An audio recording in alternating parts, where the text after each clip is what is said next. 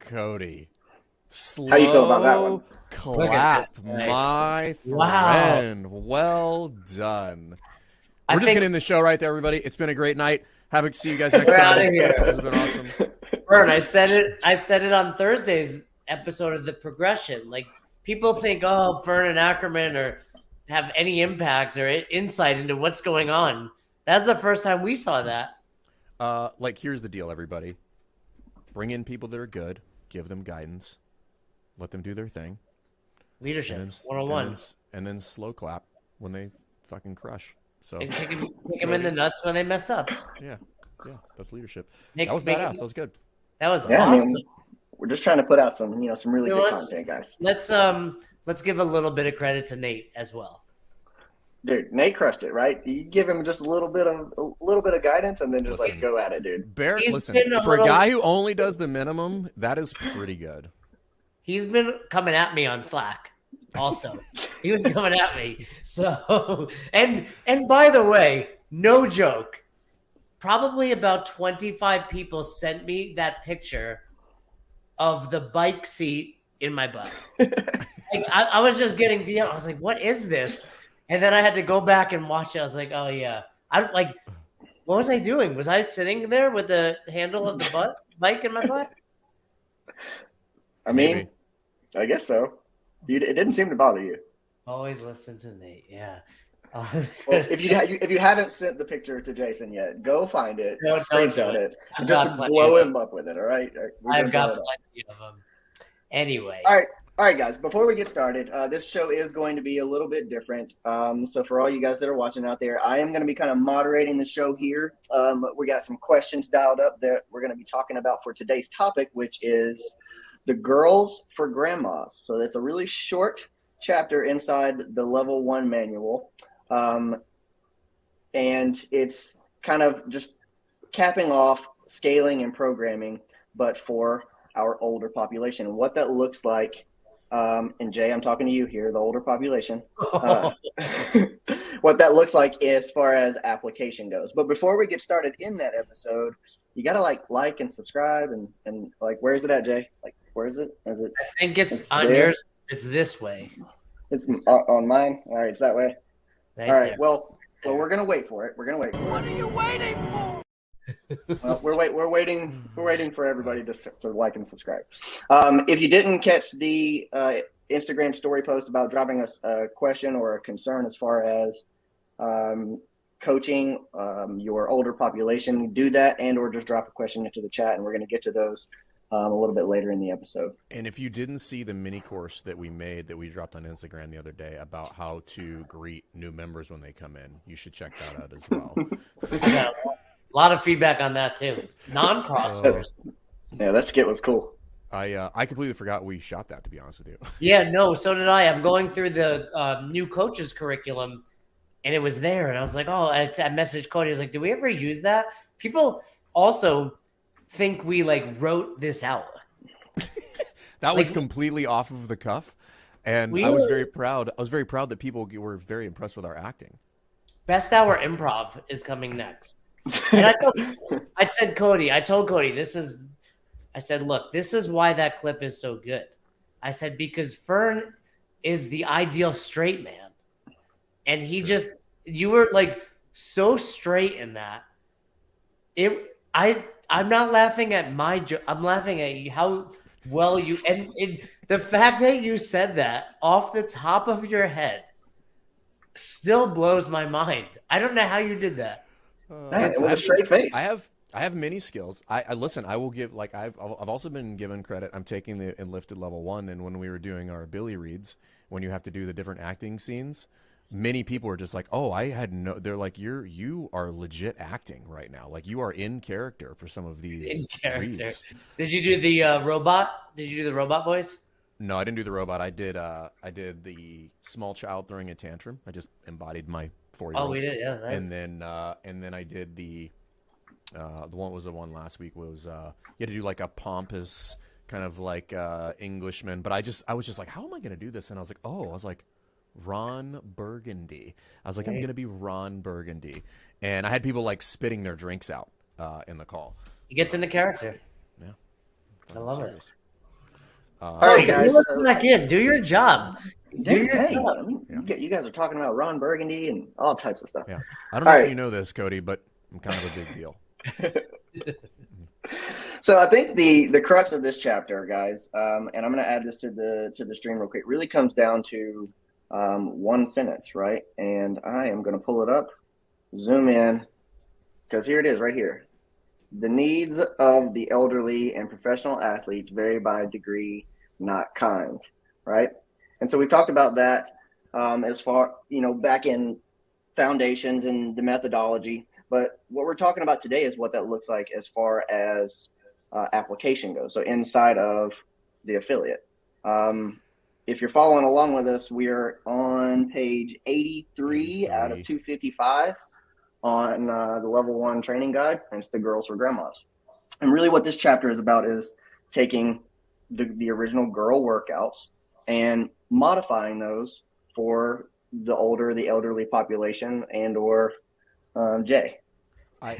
Jay. So I actually want to go back to that because that statement, while as probably as simple and as concise as it ever needs to be. Nobody's attacking me in the comments, by the way. Yeah. Just stop reading the comments. I still think that people do not understand this statement. And so for those of you who have attended your level 1 and for those of you that have not, we'll go in the Wayback Machine. This gets brought up in the What is CrossFit lecture when under we're talking intensity. about under intensity, when essentially it's in the transition from intensity to variance. And we're talking about like, hey, intensity is the independent variable most commonly associated with maximizing the rate of return on favorable adaptation. What does that mean? Intensity gets results, but it also is relative to both physical and psychological tolerances. And what we need to understand about intensity, or what we understand about functional movements in general, is that yes, we need intensity, but we have to understand is like the needs of Jay, Cody, myself, my mom, Rich Froning, Matt Frazier, Tia Claire Toomey. We all need to do the same things. And people make a very large leap at this point in the conversation. And they're just like, snatch 225? No. Chest to bar pull-ups? No, you dumb dummy. That is not what we mean. What we mean is people need to have the capacity to do certain things, to squat below parallel, to put their hands over their head, to get up when they fall down. And no, a 92-year-old should not be trying to snatch their body weight. However, if they have the capacity to snatch a broomstick, we could probably deduce many things about their overall health and wellness. And that is what this statement is speaking to. And I think people take it and they just fucking high and right this statement. They're just like, oh, this is ridiculous. Nobody needs to be snatching. And I'm like, it's not about the snatch, right? It's that video, not about the nail. Yeah. If you guys haven't seen that video, it's not about the nail. You should go watch it. It's not about the snatch. If you reframed that sentence and said something like, every human being needs to move the same way or needs to be capable of doing the same movements or movement patterns or functional movements, insert whatever word there, it would make sense, right? Like, hey, if you're alive and if you want to be, and you want to enjoy life, through your 70s, 80s, 90s, you need to be able to squat below parallel, pick things up off the ground and put things overhead. Right. Now if you want increased work capacity to cross broad time and modal lanes throughout your life, the definition of health, you need to be able to do these things. That's what this is saying, but right. It's, again, people jump to the furthest extreme of like, I don't need to do that. Like, well, and we've talked about this. I think you need to be able to do some variation of that. Yeah, is what we're saying. We spoke about it with EC. Like, does grandma need to be able to do 120 burpees in 7 minutes to a target all of the open? No. But should grandma be able to get back up off the ground? Yeah. And that's where people lose that sight and and outthink themselves. Like, grandma needs to be able to get up off the ground, and people are like, hey, this CrossFit thing isn't for everyone. It's like, nope, it actually is. Nope. Turns out we're all human beings. We all need to do the basic functional movements of human beings. And I was having a conversation this morning with someone. It's like, a lot of that is, it falls on us as coaches and affiliate owners. Like we need to be better examples of coaching and scaling this stuff to show people this is 100% for everyone. And on that note, Cody, key this up, but I'm going to give it a little like highlight here. This, I'm so, by the way, Tyson, and I'm not giving enough people credit at the media team at CrossFit HQ. They are killing it right now with the magic of CrossFit stuff. I'm so over the fucking moon happy to see them doing this because this is necessary. If you have not watched the CrossFit Auburn CrossFit Magic that they have on YouTube, you should watch the full, I think it's 18 minutes or 17 minutes or something like that. You should watch it. But this is wild. So Cody, just play just like a little bit of the intro here and why, and this, because this plays into exactly what we're talking about today. Anytime. I didn't anticipate this. So we have people who are, of course, they're, your young 20s and 30s, and they're, super fit and fantastic humans. But man, we have a 92-year-old CrossFitter here. Annie is famous. She's the one that inspires the entire box. By the linden tree, its melody. My name is Annie Holmes. I am going to be 93 in January. Wow.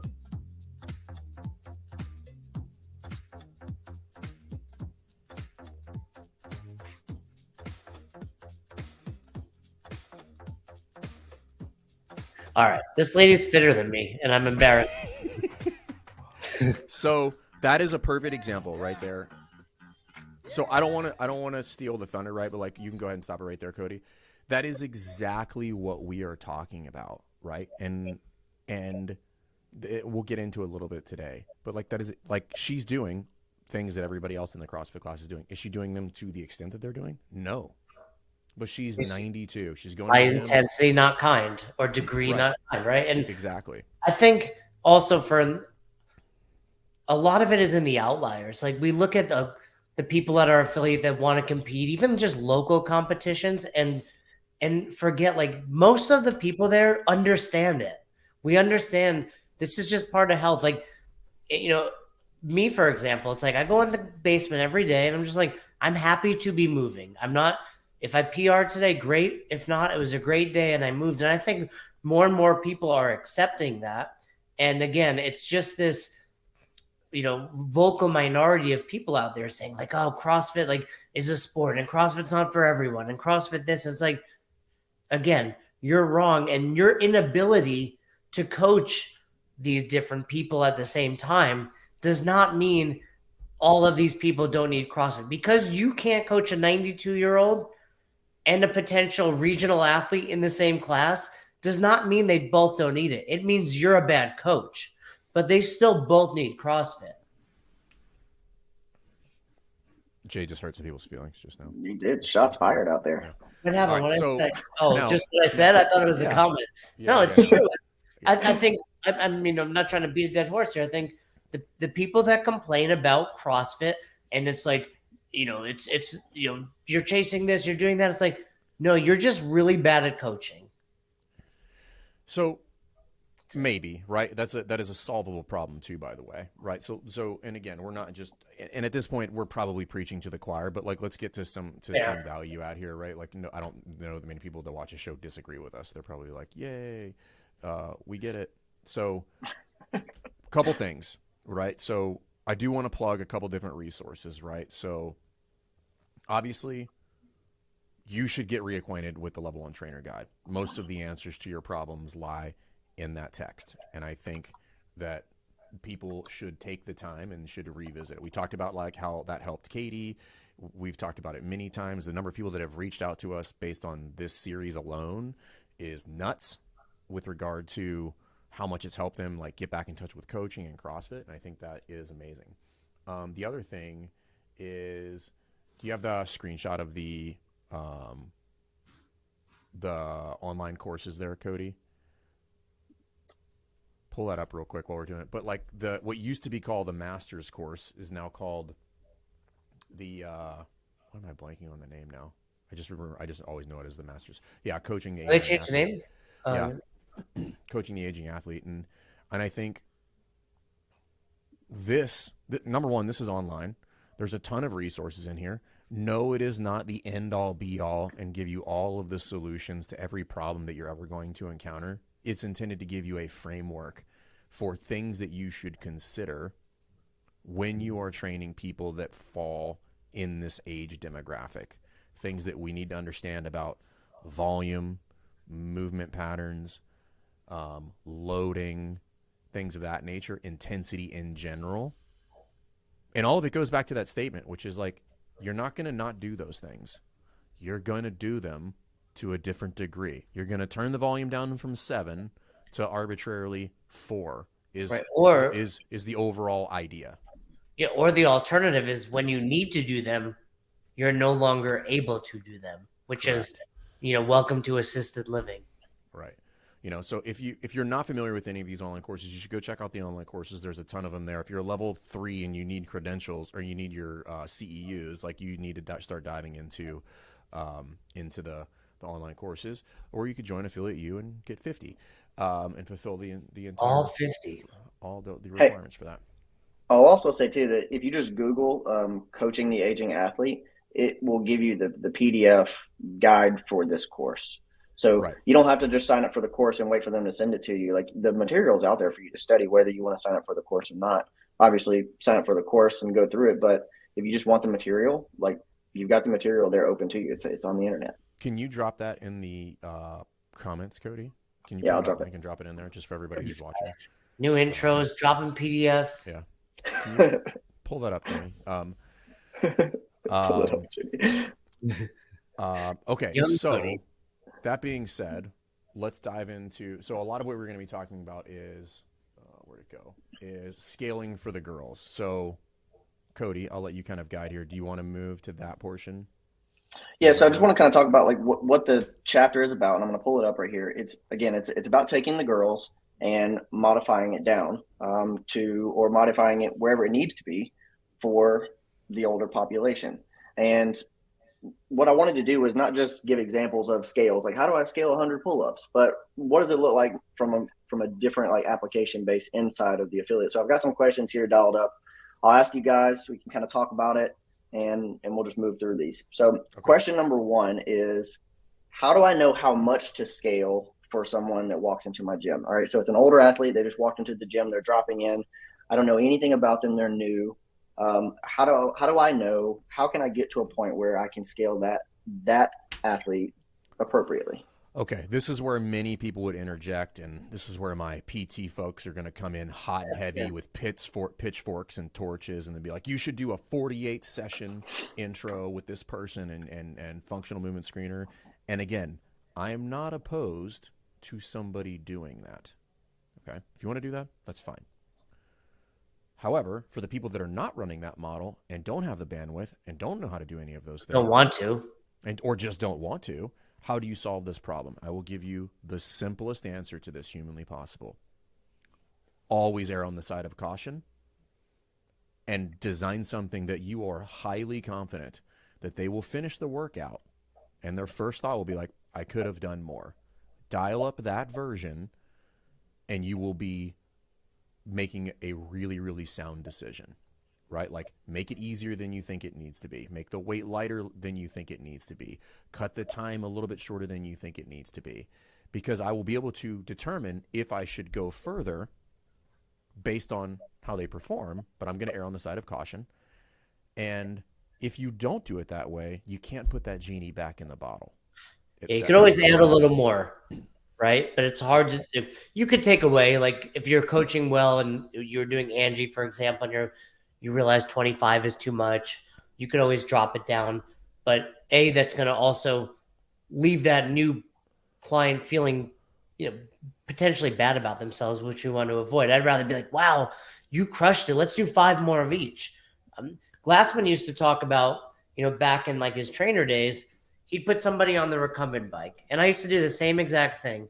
And you'd be talking to them, and I'm not like, I don't give a shit about you. Like, I don't know you. I don't know if you're gonna sign up to be my one-on-one client yet. I'm basically figuring out like, how fit are you? Because I'm slowly ramping up the intensity or the whatever machine you're using, and seeing if they're getting out of breath, seeing if they're getting tired.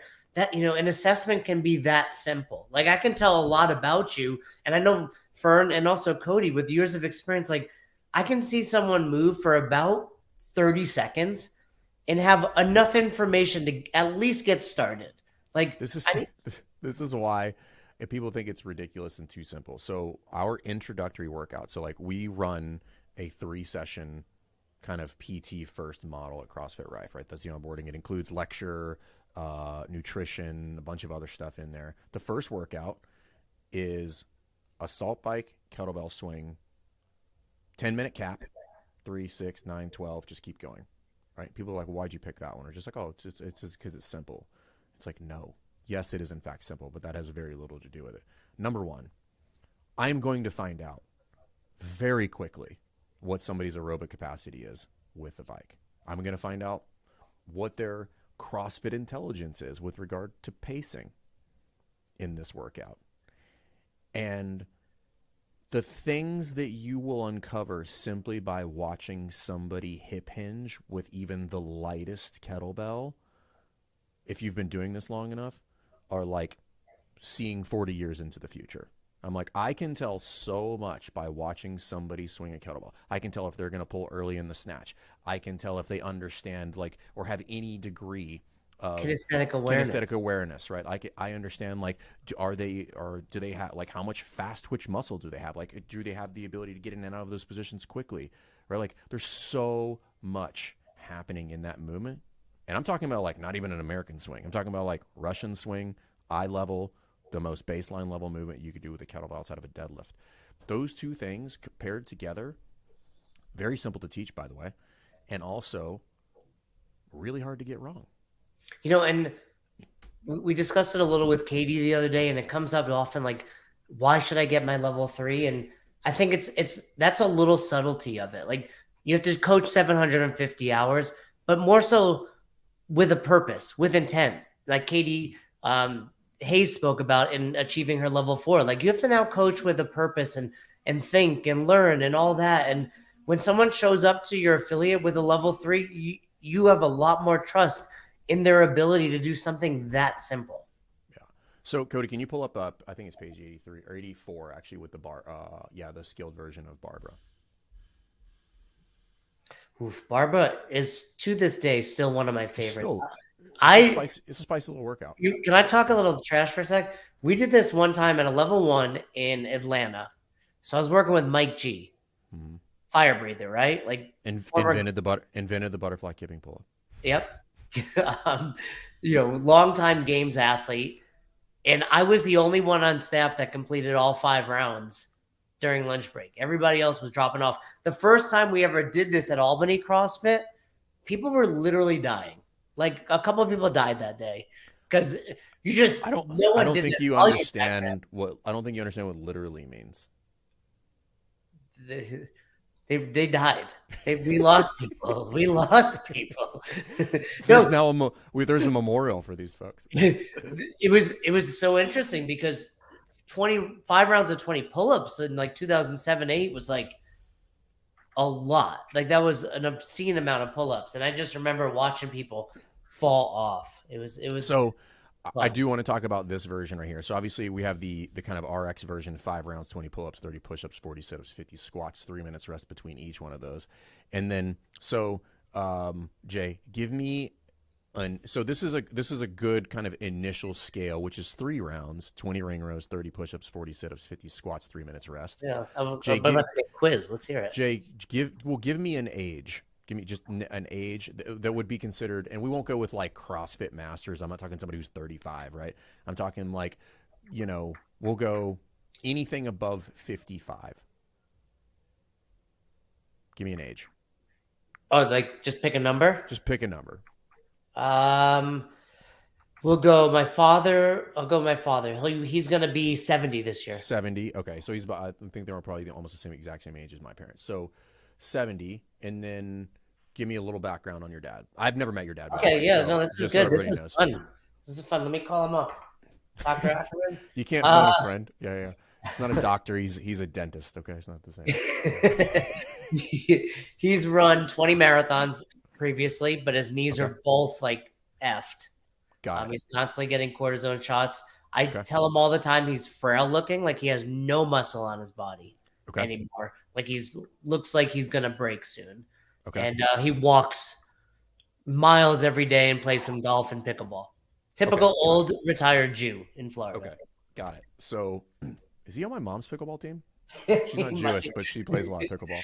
They play exclusively with Jews, so no. So right out of the gate, that scaled version would not be appropriate. It would be you would kill him. I mean, I would get my inheritance. I'd be somewhat like, all right, Fern, we can work something out over here. I want to split. Yeah. but right out of the bat. So based on what you just told me, super bad knees. Again, let's do a quick breakout the calculator. 150 air squats, not in the cards. Yeah, I don't know that thing. I'm gonna see him. He's actually, I was telling you earlier, like he's coming to visit in the end of February. I'm gonna see what his squat looks like. I'm anxious to see that. So right out of the gate, there's two things here. Actually, this whole rep scheme, I'm throwing out the window. I don't think he could do the 40 sit-ups 3 times, to be fair. That's my point, right? So this whole thing is going out the window, and I would probably dial something up that looks like 3 rounds, because again, always err on the side.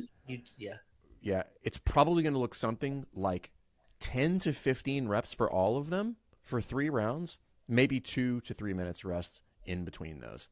Right? A 70-year-old with very little training, who's got a history of severe knee pain arthritis, who is probably low lean muscle mass from what you just told me. I'm going to err. And some people are like, that's it? I'm like, yes, that's it. Why? Because I want them coming back tomorrow. Right? Like, live to train another day. Like, find out. He might just be like, that was great. I'm like, cool. Now I have some sort of data point to proceed intelligently now. But yeah, so I'm looking on the high end, 45 reps of each of these. On the low end, probably 30 of each of these. And I'm not really concerned with how fast he moves. Like, he might get through one of those rounds at 10 and 15 in 3 to 4 minutes. Yeah, and I think I was going to say 5, 10, 15, 20, to keep that. But I think either way, you're good there. And I like what you said about potentially dropping the rest between rounds, because he's not going to be fatigued. I mean, he'll be like, because he's not moving that fast. Yeah. Right. But he's going to be slower in the round. Correct. So shorter rest. He might actually finish around some of the same times as your best in the class because of that. Correct. Right. So that's an example of, again, like, I've never met Jay's dad. But knowing that information and then thinking about, okay, what is the best scenario I can dial up for this person? Hold a picture of my dad, Cody. Yeah. I don't have that skill. I want to keep this really simple for people, because I think people overcomplicate some of this stuff. It's like, what's the best scenario for me to dial up for this person? Here's what it is. The scenario that brings them back tomorrow. Whatever that scenario is. It could be 2 rounds. If they come back tomorrow. That is what we are chasing. So err on the side of caution. And because I can always ramp that up over time. And again, like, Jay, what would you do if he finishes those 3 rounds and he seems just fine? Now, what could we potentially do? I mean, you could add a 4th if you wanted to. I probably would err. I wouldn't either. Doing that, right? But we could then put him on a bike. We can walk around. We could, talk to him about nutrition.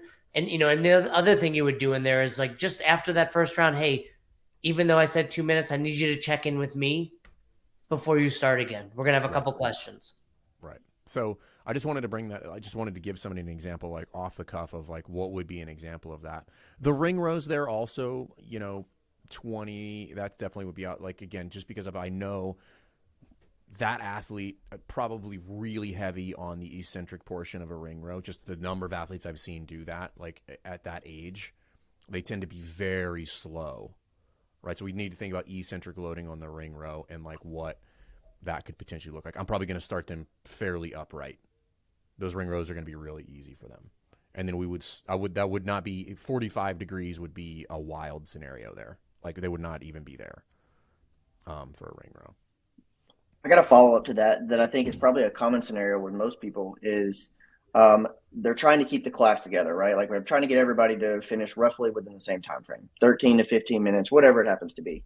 And they scale things down, but they would let that athlete continue to work out for the entire time, neglecting to consider the amount of volume that they're going to start to rack up inside of a 20-minute workout or a 15-minute workout. And even though they're doing less reps of all those things, it's like, no, you're still going to do, 5 rounds, or they may come back and say, oh, you finished way too early. I need you to do another one, and try to keep them moving for the entire time with the rest of the class. Right. And this goes back to like what we've kind of beaten this drum quite a bit here is understand. And it's one of the factors inside of training people that are older is you have to, like, one of the primary functions is volume that you need to it's one of the first factors that you take into account when training and programming for an older athlete is what is the volume. So I'm going to look at that volume and I'm going to make the arbitrary call. I'm like, we're not going to exceed this volume for today. Right? There is no, and the reason for this is there is nothing to be gained by doing that. Zero. There is only downside by throwing on the volume for an athlete. Like and that. By the way, he's going to be sore. Correct. Right? Because you think in relative intensity. Like if anybody listening would have come in and done 5 rounds RX on day 1, they would have been smashed. Like that's what a 70-year-old feels like doing 3 rounds. Also, let's get a little nuance here. We also haven't even really talked about like to what degree would we be challenging his range of motion? That alone, absent of any volume, would create soreness, right? If somebody like doesn't spend a ton of time like in full anatomical end range, whether it be hands overhead or squatting, they will absolutely be sore. Oh yeah, it's just new range of motion for it, or not new. It's decades of not doing that range. I mean, it might as well be new at that point. Yeah. So. All right, so I want to move into the next question here, which I think kind of leads into something like this with a larger volume and multiple movements, is scaling the entire workout versus just scaling one piece of it. Let's say you have an athlete that like we know Jay's dad has got bad knees. Would you ever consider keeping the 5 rounds? But it's like, I know for a fact that these squats are going to be detrimental, and so I'm going to modify just that one movement, but I think you're okay on everything else. I'll let you go first, Jay. Yeah, I mean, I think you should be willing to scale any different aspect of a workout at any time.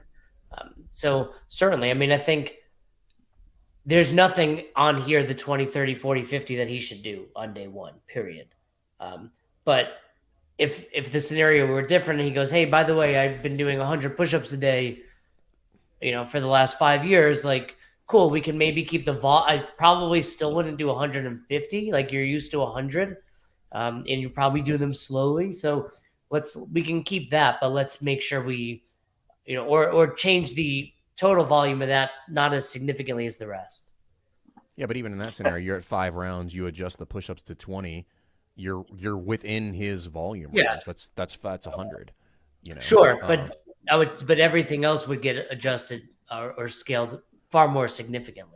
Yeah, I think, and number one, I don't think this scenario applies to just older athletes. I think this applies to every athlete. I think you should consider, I think that is baseline level scaling is I make like one change, like one blanket change. I think if you really get into nuanced scaling, you start tweaking all sorts of different variables inside of that workout. I might make change, if it's a triplet, I might make changes to all 3 of those. I might change the rep scheme, and I might change 2 of the 3 movements in there. Well, and that's like we spoke about with EC that you said, it's like athlete first. Right. That's how a class should be. It doesn't matter that they're 70 or 22. It's right. You have 8 people standing in front of you. I need to scale each one of these people appropriately. Can you hit that second question, Cody, in there about the forgetting? Forgetting. Oh, you mean in the private chat? Yeah. Got ya. All right, I'll copy and paste it. That way everybody can see it here. And this is, and I wanted to bring this up because this question actually leads into why I chose the rep scheme on that first question that you gave me. Yeah. So what if they forget what they are doing? This happens. Or the scale that I gave. Dude, it happens with people that have been here 7 years, like much less the 70-year-old who doesn't care about any of this. So a couple things, like for many of us who are in the CrossFit world, just understanding an ascending rep scheme seems pretty mundane. Okay. I will tell you, for a 70-year-old or somebody this is not what they're super into, that's a lot of numbers, right? Not that they're old and their brain doesn't work. That's not what I'm talking about. I'm talking about, like, if I'm going to be introducing them to exercise and now we're going to be really challenging them from a physical and neurological standpoint, I want to make things simple. So when I chose the 5 or 10, 15 all the way across the board, that's because I only want them to remember one number. That's it. I don't want them to have to go back and look at that. So I'm going to write their movements down on a little whiteboard, and I'm like, 10 of everything. That's it. You're going to do 3 rounds. I'm going to come check in on you after round 1 because you'll be taking a break. So I want you sitting right there on that box. I'm going to come talk to you and see how you're doing. And then I'm going to tell you when to start the next round. You got to remember one number, Bob, 10. That's it. Right. So when you're thinking about scaling, like that's something else to consider from a coaching standpoint, which is, it's not weird that, listen, it is what it is. We're not being ageist, right? But like, as you age, there is cognitive decline. Right? It's not ageist. That's actually the definition of being ageist. Well, then what's your excuse? The mine just started early. It just started. Yeah. So and most gyms have the little whiteboards, and I used to do this for all sorts of people. Like I used to write, if you would catch in any given class, there would be whiteboards all over the place that I had like written everybody's stuff on their board for them. It's a great cheap tool. Go to Home Depot. Yeah. Power board. I always say it's $12. Don't go to Home Depot. Go to Amazon. It's 2023. Oh, Jay's maybe. still he's making trips. No, because you buy the shower board. They'll let you cut it yourself. Like cut everybody knows you're not doing any of that. Jay, no, but he would hurt himself with a. I would not do it, but I would pay someone to do it. Right. You can order those on Amazon. They'll show up to your gym. They're super cheap, right? Yeah, but and I like them better for. Personally, I like that for keeping score of rounds. I hate beads and coins and all that. I like hash marks, and I erase them. Yeah. So that's another one in there when you're scaling for some of these apps is like write it down. They don't need to remember anything. I want them focusing on their movement, and I want to set the rep schemes such that they're simple and they don't have to like, what's the rep scheme again? Like, I don't like, how does this work? Is it ascending? Is it descending? Like, which one am I supposed to be doing? I'm like, it's one number for all of them. Right. So that is another way to handle that. And then obviously be checking in on them, not any more than you're checking on anybody else, or maybe a little bit more than you're checking in on everybody else, but I should be checking in on everybody. But I'm definitely going to be checking in then on them a little bit more strategically because I want to make sure that they're not exceeding what we've set in place. All right, I want to move to the next one here, and we already touched on it a little bit, but I want to maybe kind of challenge what you said earlier. What is the most important thing to consider when scaling workouts for an older athlete? We kind of talked about volume, but I would throw this out there. What about range of motion as well? Like, yes, we need to consider not overdoing volume, but should we put range of motion at the forefront to try to work in, getting some of that training inside of their workouts? Well, I'll give you my answer, and this is not like hard and fast answer, but my answer with going volume first is because by and large, I would say that piece is an absolute. The range of motion is going to be dependent on the athlete in front of you, right? Some of them might not have range of motion issues. Some of them might have severe range of motion issues. So that one is going to be a little bit more of a sliding scale than the volume. Not that you shouldn't consider it, and not that it's not important. It's just one of those things where like that's an it depends scenario on who it is that I'm actually interacting with, where the volume is just like that is blanket, like always in consideration. Yeah, that's the first thing you're always going to look at, and then like you said, Fern, range of motion is athlete dependent. I don't think there's any movement that I would specifically say at this point or this age we scale range of motion, because again, going back to that original statement, right? Intensity not kind, or degree not kind. As soon as we start limiting range of motion on purpose, those people no longer have that range of motion. And that's where Glassman, I think it's on his social media these days, his conversation he had with the doctor, where he was like, you're telling people not to deadlift. And he says, like, well, what do you tell the grandma who puts her groceries down? And the doctor's like, I get where you're going with this. Like, we need to be able to pick things up. We need to be, able to squat below parallel as long as we want to live a life without decrepitude. Because you also have to think about, what is this person likely to encounter in their life? Like, do they need to deadlift double their body weight? No. Do they like to garden? Right? Are they going to be picking up 25, maybe 35-pound bags of mulch? Or like, that's not unrealistic. Squatting down to the ground, pulling weeds out, right? So like, you can't just be like, you can't treat them with kid gloves. You're gonna have to figure out like where their threshold is and what they want to get out of that. And now, if they want to push the envelope a little bit, you're gonna have to exercise a little bit of coaching caution here, and say, hey, like, we're gonna do that, but we're probably gonna stop real short, of where you want to go. But like, I had a 73. We had a 70. Christina, she deadlifted like, I want to say like upwards of 155 pounds. Like, little tiny lady. I mean, like, she can't weigh 100 pounds soaking wet. Right? Now, that took a while. That took like 5 years. Right? At first, it was just like 55 pounds and then 75. And then we would slowly ramp that up. Because she's like, oh, I feel like I could do that. And I'm like, okay, cool. And turns out, like, she was really strong.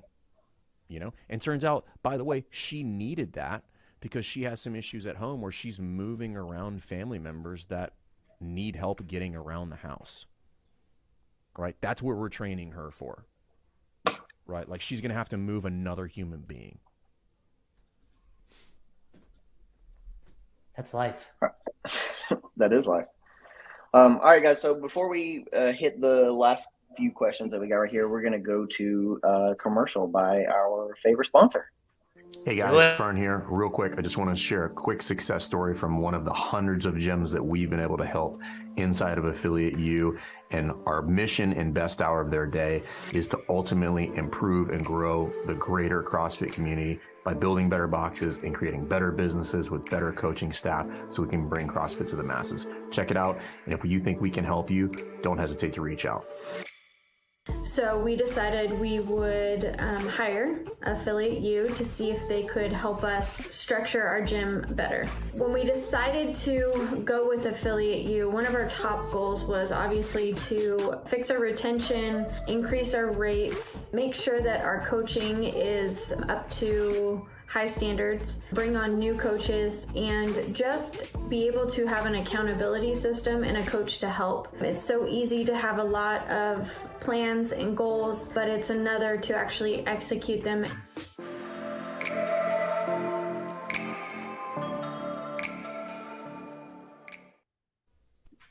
Oh, he didn't make it. He's back. He didn't make it back in time. He didn't make it. I saw. Did you guys see the breaking news?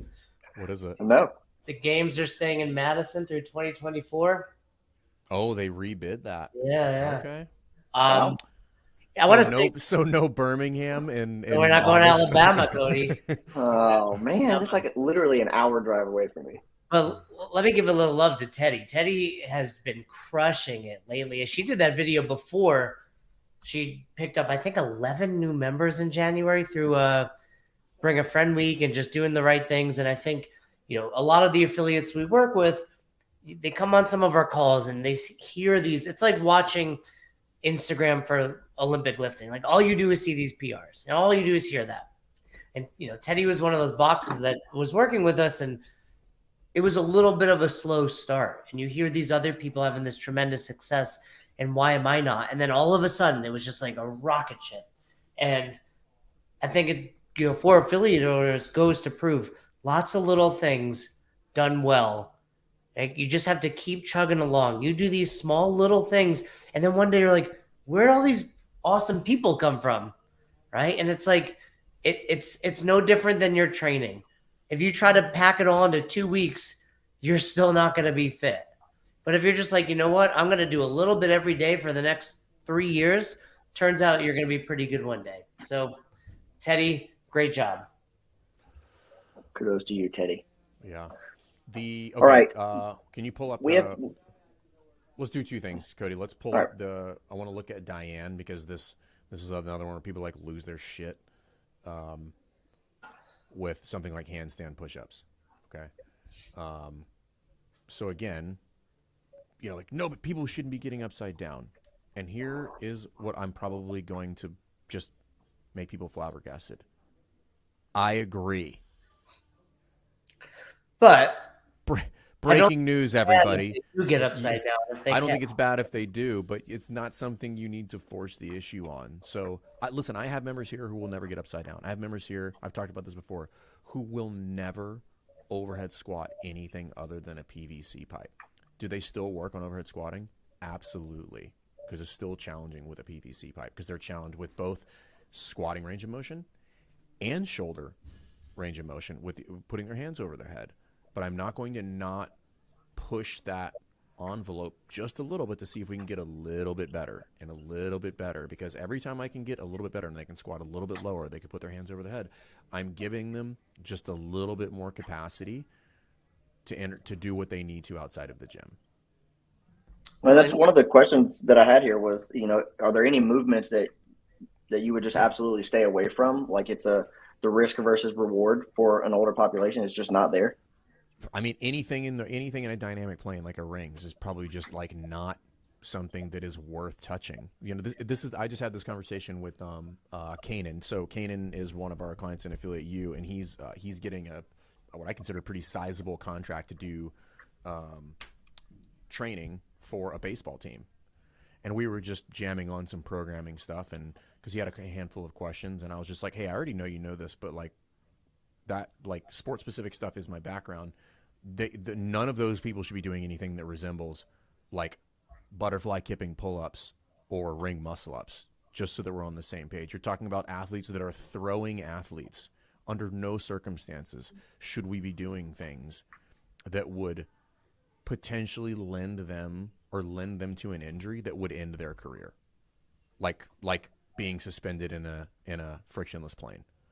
But I would also say this, like, we live in a day and age where 50 and 60-year-olds are really freaking fit still. I mean, yes, the games are outliers, but how many people in those age groups go to the semis, quarters and semis, etc.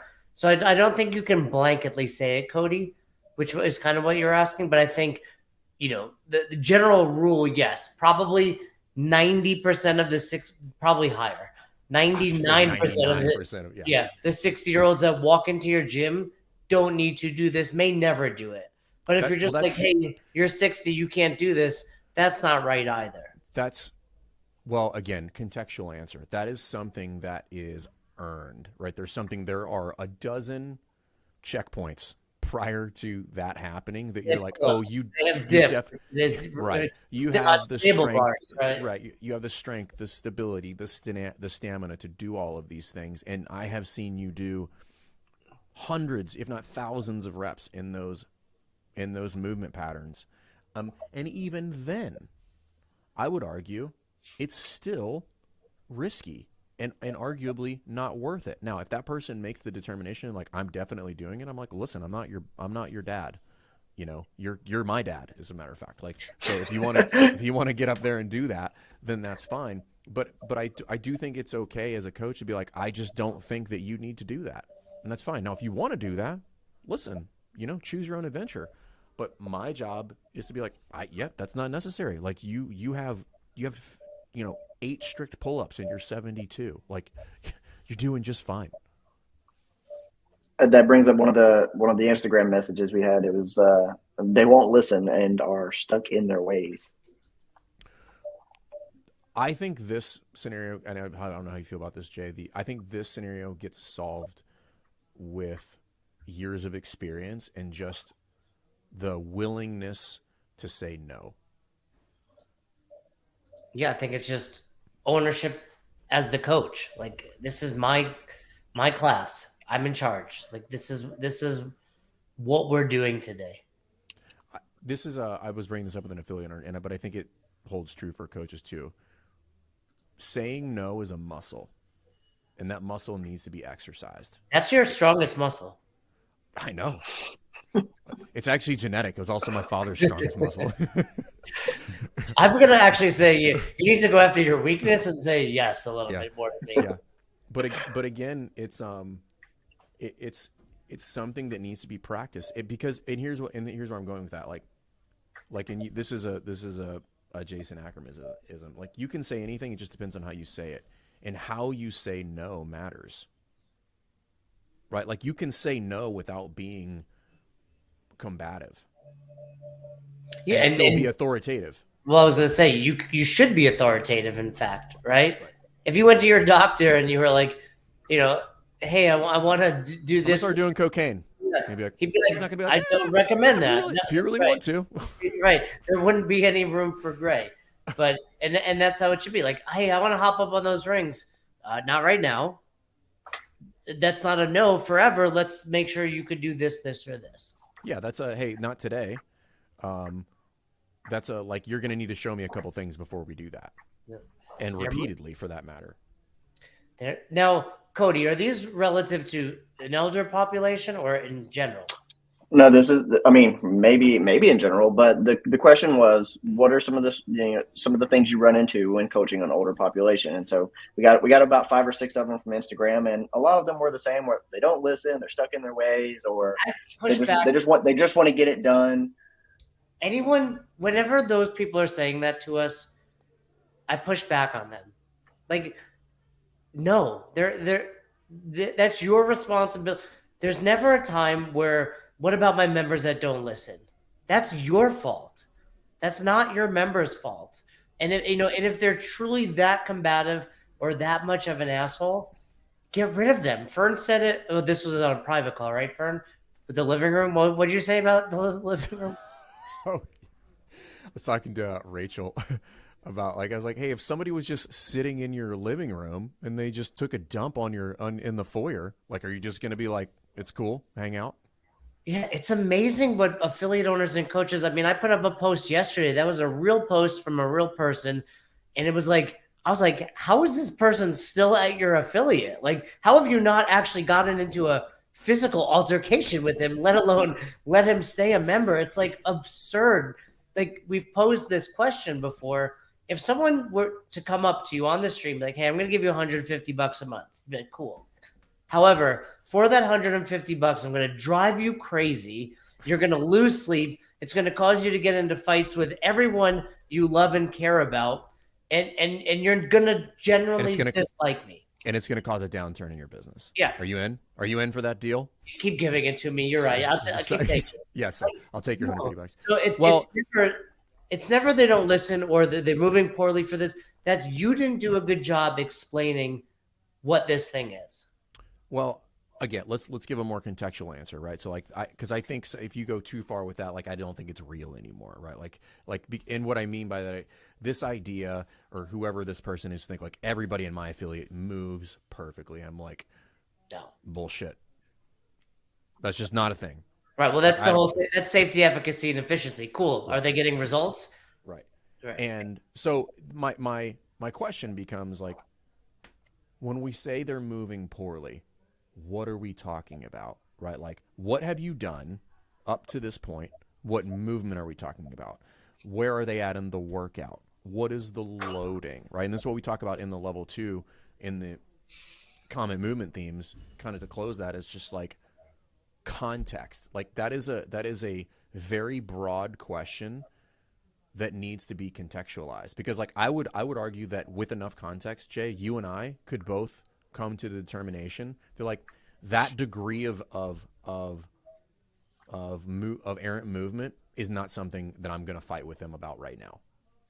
Yeah, well, it could be threshold training, right? Like, we speak about technique versus intensity. Like, all right, like, is it okay that they're making that mistake and I'm trying to coach them to fix it? Or, like you said, that's okay. Like, we talk about it in what is CrossFit, these movements are inherently safe relative to their non-functional counterparts and their 1 rep max loads. Now, the most safe thing you could be doing is doing these movements virtuously. However, a close second is just simply doing these movements, even if they're not. And I can even tell if they're poor. Right, you and me, that's how we started. Like, even though you had Pat Sherwood coaching you in 2009, he's not the Pat Sherwood we know and love today. All right, I was overhead squatting with the pterodactyl arms. Like, armpits weren't even down; they were backwards. Like, I was inverted completely. He was letting you get away, because he just didn't know any better, I'm sure. And that's where I think it's what is the movement, right, that we're talking about? So let's back up here a second. No, it's not okay. Two things can be true at once. Is it okay for them to move poorly? No, you should try to fix it. This follow-on question is that errant movement in the context of this athlete, that movement, the loading, the volume, the intensity, going to likely result in injury?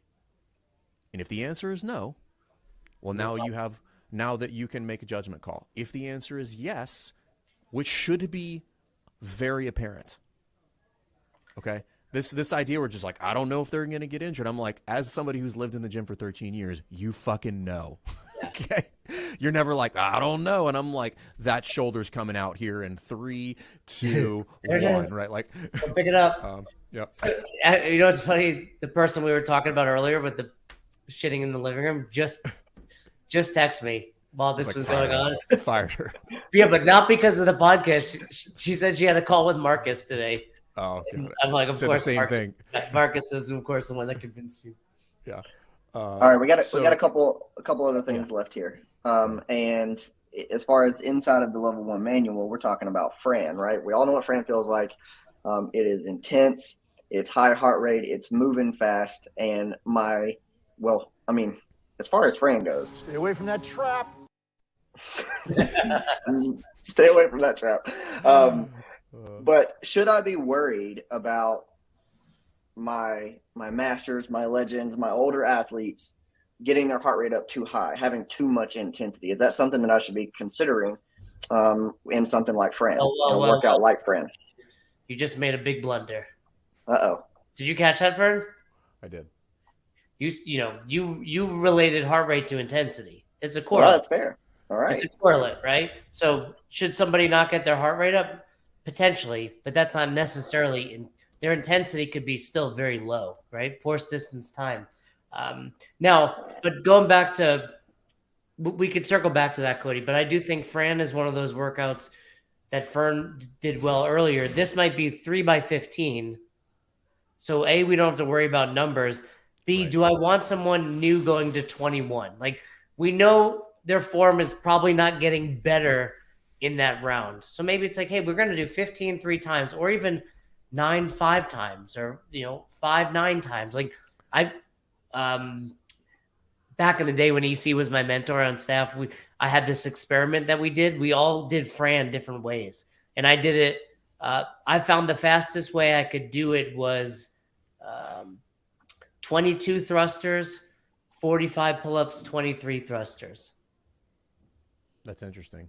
Yeah, but it's because technically it's the same amount of work, but it's a different workout. But you can get your intense. Like, you would think it's like 5x9, but it's like the transitions kill you. Transitions key. Yeah. So for me, I was able to go unbroken on the pull-up, so that's where you could just save a lot of time. You see how he did that? He was just somehow able to slide his physical prowess. Earlier, I let it slide. Cody, did I not let it slide when Fern basically told the world that he's sports specific, he can coach, because he's a former Division I basketball player? Listen, he did. Listen, he did. I'm sorry. I'm sorry that I have achieved things in my life. Right. I'm sorry that it makes you feel inadequate. Yeah. Right? Okay. So with this one, yeah, I think I agree with your assessment there about probably a simpler rep scheme. Again, the ring rows can there are a couple of alarm bells go off there. But thrusters could be with dumbbells. could be 10 pounds in each hand. Again, this is the contextual answer that you're looking for, which is like, who are we talking about? It's Like probably what it would be for the older population, right? Do they have a proper front rack? I don't know about that. So very unlikely. yeah, let's go light dumbbells. Right. So now with the heart rate thing, Cody, yeah, it's definitely something that you should consider. Or maybe again, like that's hard pressed to track, right? But like this is something when training pregnant women to think about, which is not because like heart rate is harder to kind of like gauge, but kind of like respiratory rate is much easier to gauge. So one thing I might look at for master's athlete is like respiratory rate. Like, is this a 72-year-old? Like, I'm probably going to want them to be able to talk to me at any given point during the training session, which is not necessarily the case for a 35-year-old. Like, I'm not going to get a full sentence out of somebody who's like trying to hammer home in the midst of a workout. And I think it's an important distinction to make. Like, we're gonna talk to a class, right? And I may scale the volume, I may scale the movements, I may scale the entire workout. But if I forget the point of I need to scale like what that looks like for them, in the middle of the workout, like are they huffing and puffing and gonna fall over like in the middle of this 4-minute workout? And at the same time, I'm screaming at all the fire breathers in the class to go faster. So that was the reason why I posed the question is that something that we should be looking at? I think you should look at all of it, right? To the extent that you can look at it, right? Again, like that's the heart rate thing can be a little challenging, right? Unless they're wearing a wearable or you've got some sort of screen like a people are wearing. They have that stuff. Like, but if you don't have that, like then what do I do? Like, what's your heart rate? And they're doing this, and now we're asking them to count. So then I think like what's a strong correlate to like if I do have increased heart rate, what do I also probably have? Increased respiratory rate in most scenarios. It will probably key me into something that I might need to back off of. Would you ever do something like you're going to have them do a round? Like, let's just say they are doing 21, 15, 9. They're going to do 21, 21, 21. And then you say, all right, now I need you to walk across the gym and back. Like to purposely kind of build in some rest, right? Like that's going to let them calm down just a little bit. I think what you're bringing to light here is something that we brought up previously, which is like there's no answer here, right? Like what you just displayed is a thoughtful process with which to slow this person down to make sure that we don't exceed whatever their capacity might be. That's the takeaway, right? And it's probably like this doesn't need to be more complex than necessary, and keep it simple, which is just ask yourself 2 questions. What's the downside of erring on the side of caution? And what's the downside of not erring on the side of caution? And you will probably get most of your answers by asking those 2 very simple questions. All right. We are here at the very last one. All right. And I don't know if you've done this or not, Fern, Jay. I don't know if you've done it in any of your affiliates, but the pros and cons to having a master's only class. I've seen it before, different gyms, but what's the good, what's the bad, what's the ugly, so left, right, and sideways. I think you have to balance the benefit of having a group of masters at the same time with actually running a business. So there's a lot to be gained by, hey, this is, a lot of people have a legends class. Yes, we've done it in the past, but also no, not all legends can make it at 10 a.m. or whatever time you offer. You're limiting that. And we're also suggesting, not saying like, I can't handle you in my normal class. So I'm putting you all, in this island over here.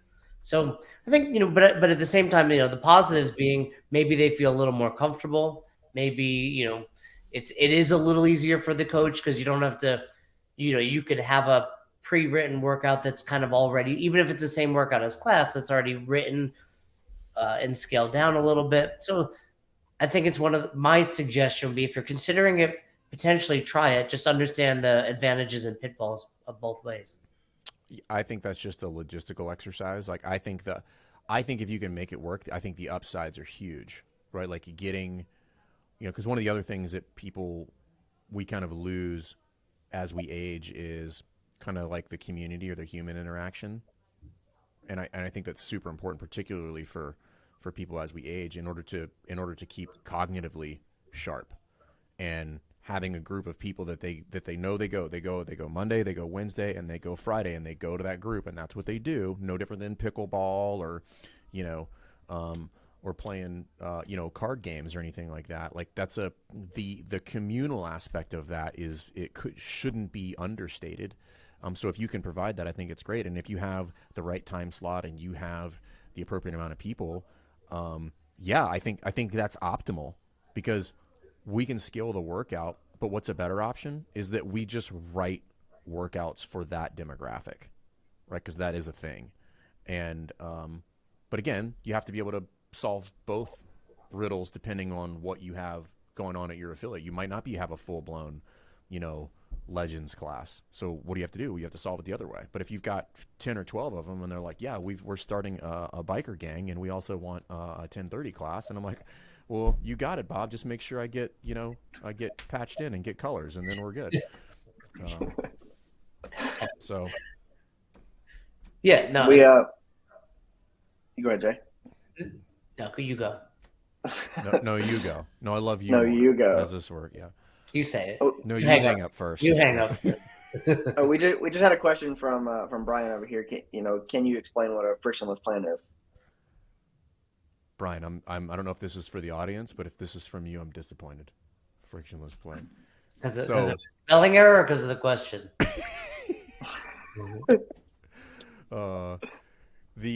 We're talking about being in the rings, right? So when we say frictionless plane, just like something that is not static in nature, that's not rigid, right? So like the parallel bars would be a static plane that's not moving, right? Or no, you can almost like use it as like closed versus open chain movement. But anyway, that's what we're referring to, a frictionless plane, where like they are suspended and the stabilization mechanism is the athlete. If we're accustomed to rings in CrossFit, I worked at that seminar a couple of weeks ago at the prison, and they don't have rings. So we brought them in.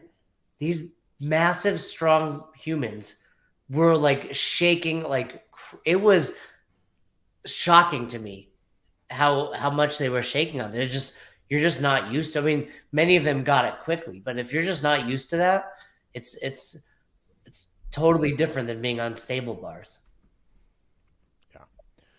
So that's what we're referring to, Brian.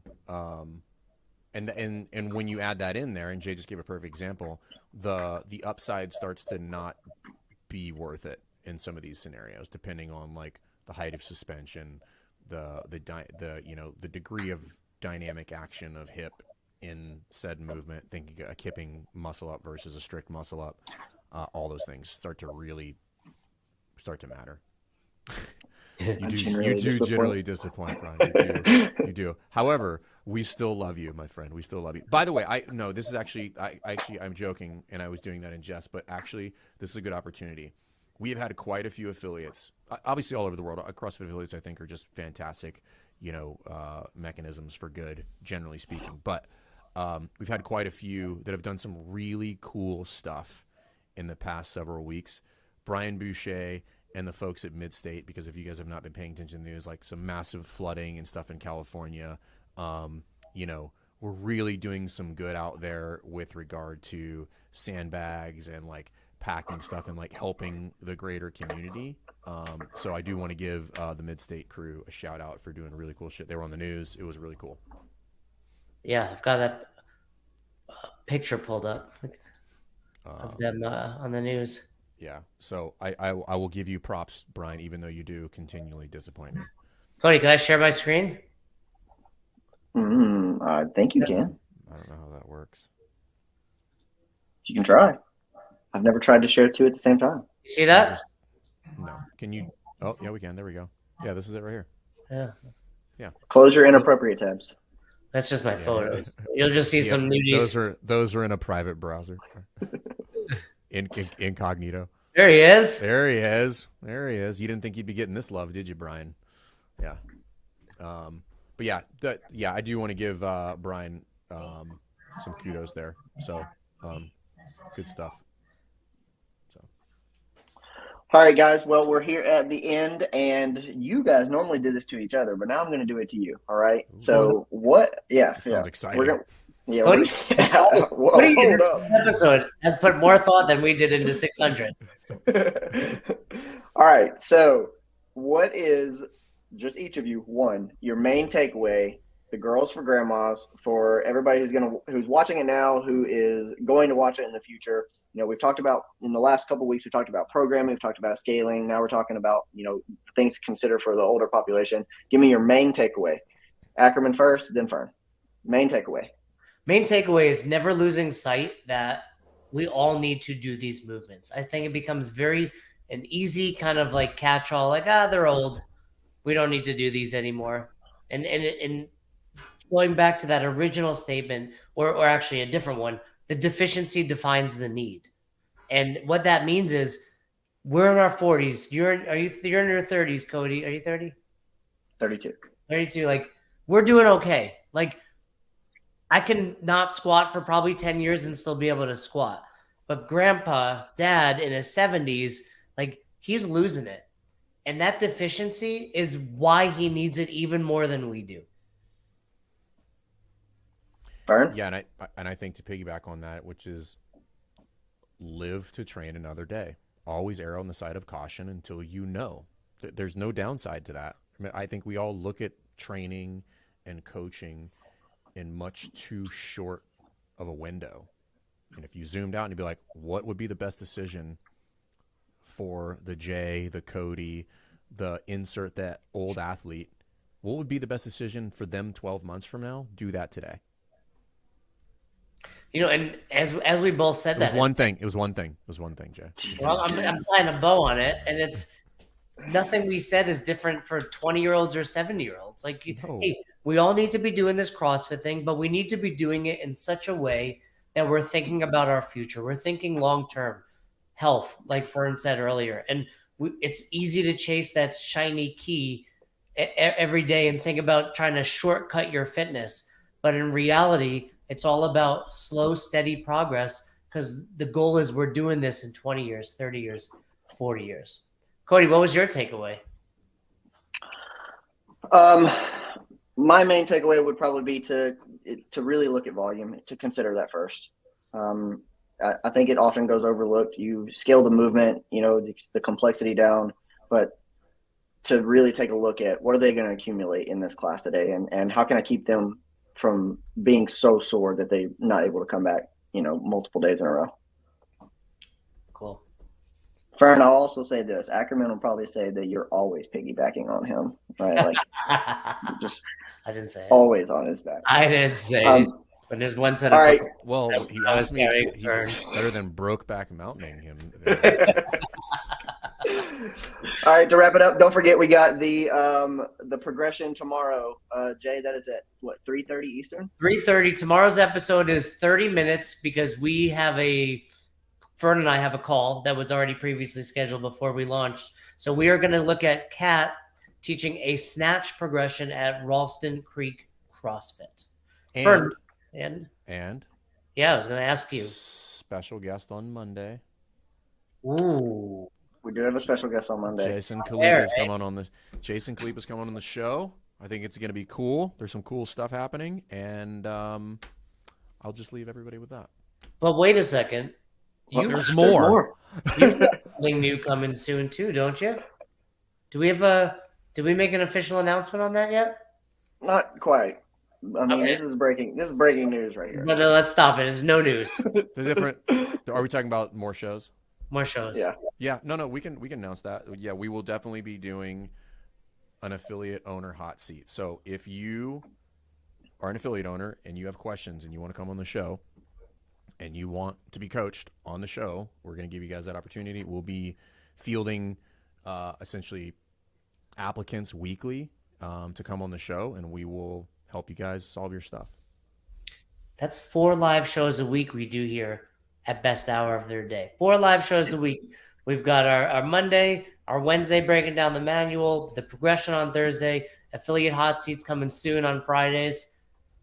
If you're not subscribing to this channel, what are you waiting for? And you probably hate old people. Yeah, you're ageist. All right, Cody. All right, guys. Thanks for letting me crash the party today. We'll see you guys later.